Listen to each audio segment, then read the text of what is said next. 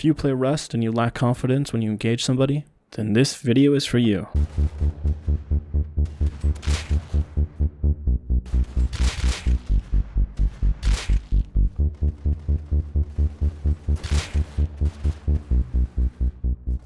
In today's video, we're going to be looking at ukn.gg training grounds.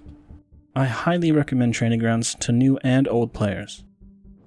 If you want to feel for all the weapons that Rust has to offer, then Aimbots or targets are going to be your best bet. Aimbots has two maps, flat and proc. The targets in this game mode don't fire back, they do move around a lot like a person would. They even fly around in minicopters. Targets is a lot like Aimbots, but they offer two different types of maps. Default has a star kind of layout with different length hallways. Flat range is one long field with targets on one end. On the sides of this field are markers for distance. You can either run up to them or click on the distance on your left side HUD to be teleported.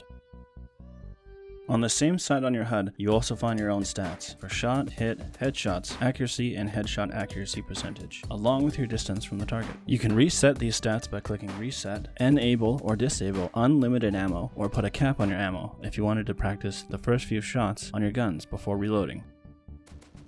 One more feature Aimbots and targets offer is pattern HUD. With the pattern HUD enabled, you can see the spray of the gun and how accurate you are following it with your mouse. It's also cut up into sections to show you where you need more practice. Gun game is a fast-paced race to the final gun. There are 17 guns to cycle through and 6 maps to vote from. Out of all the game modes, I've probably put the most hours into gun game. Free for All Tier 2 is another fast-paced game mode, allowing you to focus your control with 4 guns. The Python, Semi, MP5, and Thompson. Similarly, Free for All Tier 2 also has 6 maps. Walls is nearly identical to Free for All Tier 2 with its guns, except it has one map and adds the AK to its roster. AK Free for All is arguably the most important training in Rust. No one really cares if you're good with a Thompson, revolver, or any other weapon. But if you can control the AK spray, you will be instantly respected.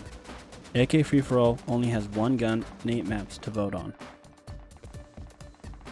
Another game mode I would label important is Free for All Primitive. Primitive gear, such as bow, crossbow, and compound bow, are early Tier 1 weapons, but if you can time well-placed shots, you can skip Tier 2 and find the top ranked gear in your hands early on. These last game modes are perfect for testing yourself in a more controlled environment. Scrims is a more competitive scene than the other game modes, placing you in a 1v1 or 5v5 scenario. You and another player face off on 2 ends of a map. Scrims only has one map and one gun, the AK. Personally, I'm not very good with the AK at distance, so I like to keep the fighting close quarters. Training Grounds also has public and private lobbies.